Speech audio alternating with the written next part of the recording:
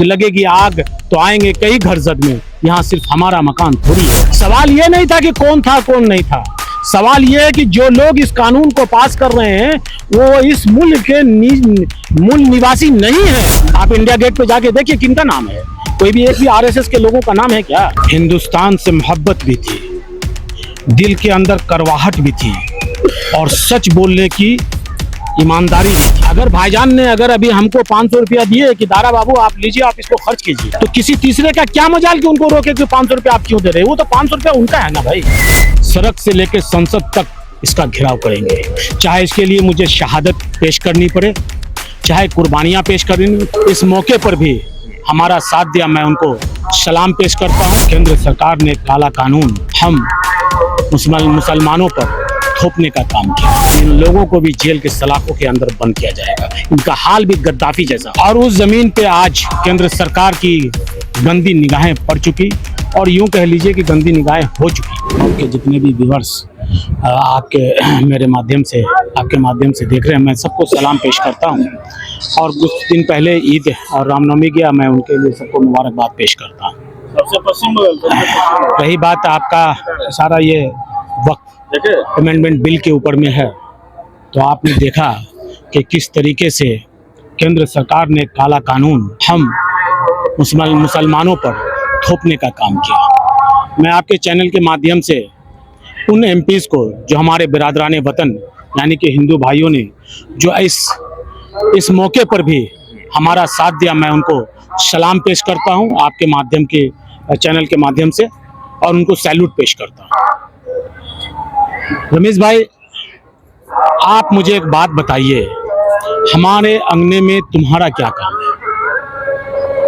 जमीन हमारी देने वाले लोग जो हमारे बाबा व अजदाद हैं वो लोग हैं, और उस जमीन पे आज केंद्र सरकार की गंदी निगाहें पड़ चुकी, और यूं कह लीजिए कि गंदी निगाहें हो चुकी। इसके खिलाफ जब ये बिल लोकसभा की पटल से और राज्यसभा की पटल से पास हो गया, तो हमारे पास दो ही विकल्प बचते थे।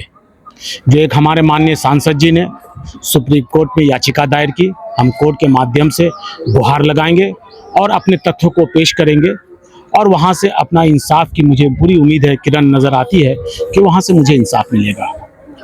दूसरा दरवाज़ा ये है कि हमारे अकाबिरीन अगर आवाज़ लगाते हैं, अपने मीनारों से आवाज़ लगाते हैं, तो हम सब लोग लब्बैक कहते हुए सड़क से लेकर संसद तक इसका घेराव करेंगे, चाहे इसके लिए मुझे शहादत पेश करनी पड़े, चाहे कुर्बानियां पेश करनी, लाखों की संख्या में कुर्बानियां देनी पड़े। निश्चित रूप से हमारे अकाबिरीन जब आवाज लगाएंगे तो हम उनके साथ खड़े रहेंगे। आप 195 उन सांसदों का शुक्रिया अदा कर रहे थे जो अदरवाइज मुस्लिम नहीं है, लेकिन उन्होंने आपके समर्थन दिया। लेकिन एक बड़े तबके पर सोशल मीडिया में लोग लिख रहे हैं कि जब भी मुसलमानों से जुड़ा मामला होता है तो प्रियंका गांधी और राहुल गांधी जो है वो चुप्पी साध देते हैं। हालांकि इमरान प्रतापगढ़ी और तमाम तर लोगों ने जो है उन्होंने बेहतर रोल निभाया है। आपने इमरान प्रतापगढ़ी का जो स्पीच है वो एक ऐतिहासिक स्पीच था। हिंदुस्तान से मोहब्बत भी थी, दिल के अंदर करवाहट भी थी और सच बोलने की ईमानदारी भी थी। आपने वो चीज़ नहीं देखा? आपने देखा नहीं? पंजाब के एक कांग्रेस के नेता जो सिख हैं, उन्होंने क्या कहा? कितनी खूबसूरत बात की कि अगर मुसलमानों का कोई कब्रिस्तान नहीं है और हमारे पास जमीन है और मैं उसको दान दे रहा हूं, तो आप कौन होते मुझे रोकने वाले?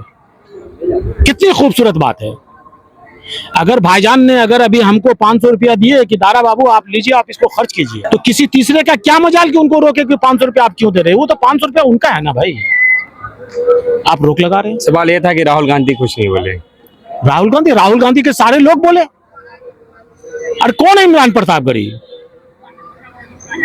कौन है अब तरुण गोगोई? कौन है? हम उन्हीं के ब्रिगेड तो हैं,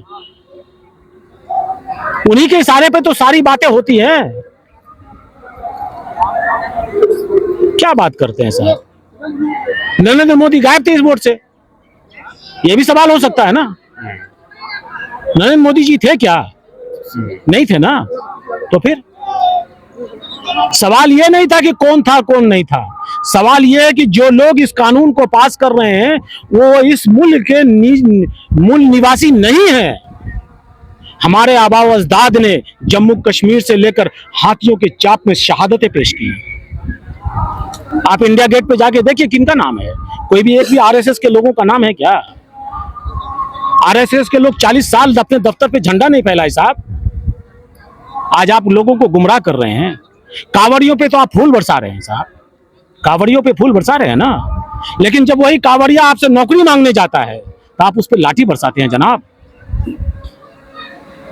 आप कैसी, आपको धर्म के, हिंदुस्तान के अंदर में धर्म को ला करके आपने बच्चों से नौकरियां छीनने का काम किया। समझने की जरूरत है हमारे एसटी एससी के लोगों को, हमारे हिंदू भाइयों को, हमारे बरादरान वतन को समझने की जरूरत है कि आपसे नौकरी छीनी जा रही है, आपसे पढ़ाई छीनी जा रही है।